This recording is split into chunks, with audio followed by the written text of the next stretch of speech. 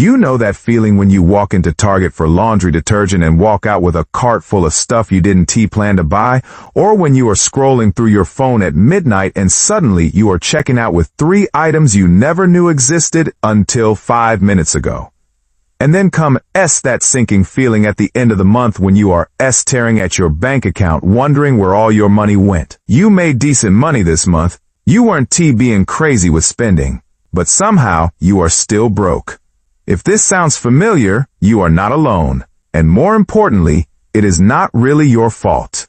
Your brain is actually working against you, and entire industries have spent billions figuring out exactly how to exploit it. I am Jason, and I've spent years researching personal finance and the psychology behind why we make the money decisions we do. I've become obsessed with understanding the gap between what we know we should do with money and what we actually do.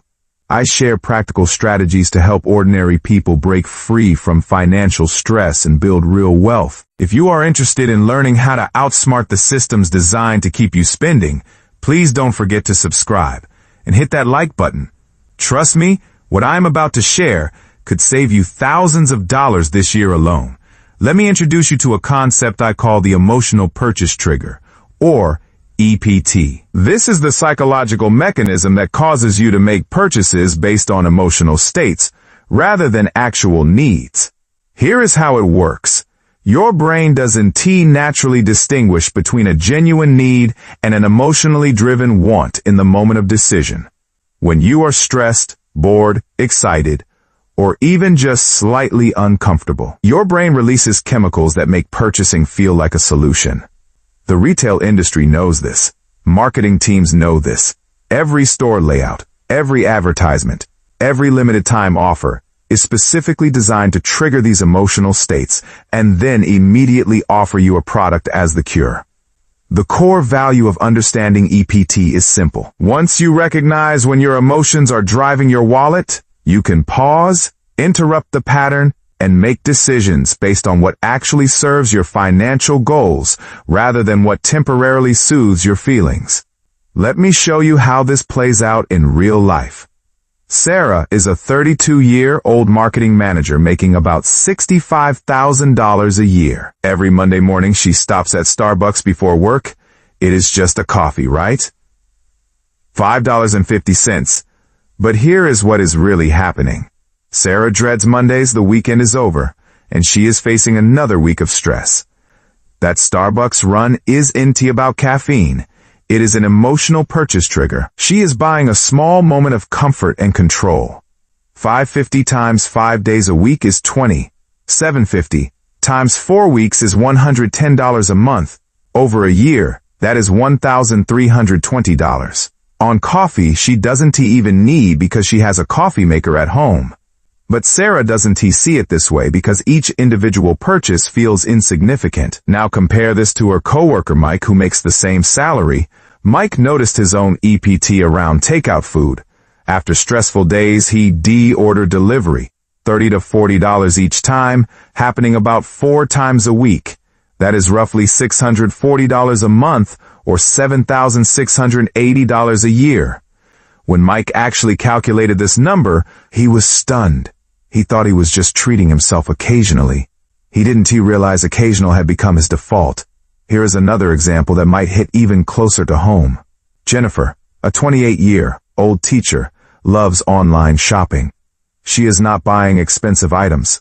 Most purchases are between $15 and $40 cute tops.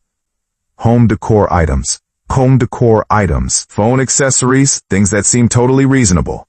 But Jennifer shops primarily when she is bored or feeling lonely in the evenings. She is scrolling through social media, sees an ad for something that looks cute, and within 3 clicks, it is purchased. The dopamine hit from buying something new temporarily fills the void. Jennifer spends an average of $350 monthly on these small purchases. That is $4,200 annually on items she often forgets she ordered by the time they arrive. Meanwhile, her friend Amanda, who makes slightly less money, recognized her own EPT was triggered by social comparison. Every time friends posted vacation photos or new purchases, Amanda felt compelled to keep up. She booked trips she could afford or buy outfits to post on Instagram. She racked up $8,000 in credit card debt in just 1 year, paying about $160 monthly in interest alone, which meant she was essentially setting fire to nearly $2,000 a year just to maintain debt on purchases that gave her a few moments of feeling adequate. The clothing industry provides a perfect case study. Fast fashion brands have engineered their entire business model around EPT. They create artificial urgency with constant new arrivals and limited stock notifications. They price items low enough that each purchase feels inconsequential. A shirt for $12, jeans for $25. Your brain processes this as affordable, but here is the reality. The average American now buys 68 clothing items per year. If the average item costs $25, that is $1,700 annually on clothes. Most of these items are worn fewer than 5 times before being discarded or forgotten. Compare this to someone who buys 12 high-quality, versatile pieces per year at an average of $75 each. That is $900 annually, saving $800, and they actually wear everything they own. The difference isn't just financial. It is about recognizing that the thrill of constant new purchases is an emotional trigger, not a genuine need. Now I know what some of you are thinking, but Jason, life is stressful. Don too, I deserve to treat myself. Absolutely, you do. I am not suggesting you live like a monk and never enjoy your money. The point isn't to eliminate all discretionary spending. The point is awareness. When you understand that you are making an emotional purchase, you can make a conscious choice. Sometimes you'll decide the emotional benefit is worth the cost, and that is perfectly fine. The problem is the occasional treat. The problem is when emotional purchasing becomes your unconscious default, slowly draining thousands of dollars a year while leaving you wondering why you can get ahead financially. Others might be thinking, I don't make enough money for this to matter. If I cut out these purchases, I'd still be struggling. I hear this a lot, and I understand the frustration, but here is the truth. The less money you have, the more critical it is to protect every dollar. If you are living paycheck to paycheck, redirecting even $200 a month from emotional purchases into an emergency fund means you could have $2,400 saved in a year. That is the difference between a car repair becoming a catastrophic crisis or just an annoying inconvenience. It is the difference between taking a predatory payday loan at 400% interest or handling an emergency with your own money. The math doesn't lie. Small amounts compound into significant sums, but only if you keep them. Some of you might also be thinking this sounds exhausting. Do I really need to analyze every purchase? Initially, yes, you need to build awareness. But here is what happens.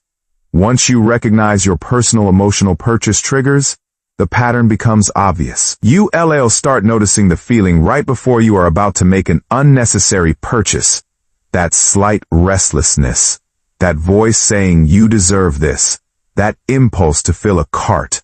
Once you can identify that feeling, you can interrupt it.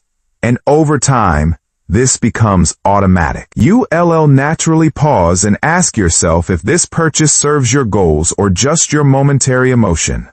So what can you actually do about this right now? First, track every single purchase for 30 days. I mean everything. Coffee, snacks, apps, subscriptions, impulse buys. All of it. Don't judge yourself, just observe. You need data to see your patterns. Most people are genuinely shocked when they see where their money actually goes versus where they think it goes. Second, identify your specific emotional triggers. Look at your spending log and note what you were feeling before each non-essential purchase. Were you stressed, bored, comparing yourself to others, celebrating, feeling deprived? Most people have 2 or 3 primary triggers that drive the majority of their emotional spending. Once you know yours, you can prepare alternative responses. Third, implement the 48-hour rule for any non-essential purchase over $25.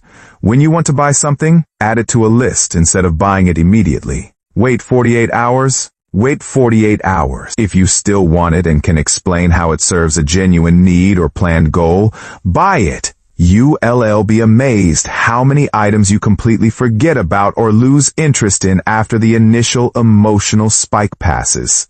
Studies show that about 70% of impulse purchases are never completed when this cooling off period is implemented. Fourth, automate your savings before you have a chance to spend emotionally. Set up automatic transfers on payday that move money into savings or investment accounts immediately. You can't emotionally spend money you don't see in your checking account. Even starting with $50 per paycheck creates a barrier between your emotions and your long-term financial security. Fifth, create a guilt-free fun fund. This might seem counterintuitive, but here is why it works. Much emotional spending comes from feeling deprived. If you budget a specific amount monthly for whatever you want, no questions asked, you eliminate the deprivation mindset. The key is the amount must be predetermined and limited. Maybe it is $100 a month. You can blow it on coffee, clothes, gadgets, whatever. But when it is gone until next month. This satisfies the emotional need for freedom and treats while protecting the bulk of your money. Look, here is the bottom line. The system is designed to extract as much money from you as possible by exploiting how your brain works. Every store layout, every advertisement, every influencer post, every limited time offer is engineered by people who understand emotional purchase triggers better than you do. But now you understand them too. You're not powerless. You're not bad with money. You've just been operating without awareness of the game being played.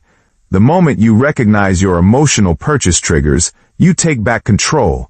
That control translates directly into money staying in your account instead of flowing out unconsciously. This isn't about perfection. You'll still make emotional purchases sometimes, and that is human. But imagine redirecting even half of your current emotional spending toward your actual goals. If you're spending $300 monthly on emotional purchases, and you redirect $150 of that into investments earning an average 8% annually, in 20 years that is over $89,000. In 30 years, it is over $226,000. That is the real cost of unconscious emotional spending. It is not just the money you spend today, it is the future financial freedom you're trading away.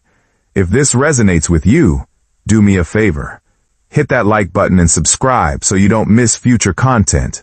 More importantly, share this with someone you care about who might be stuck in the emotional spending cycle. Sometimes just knowing you're not alone and that there is a logical explanation for these patterns is enough to spark change.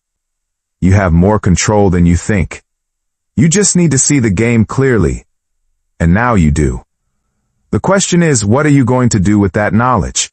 Because I promise you, even small changes starting today will compound into massive differences in your financial future. You've got this.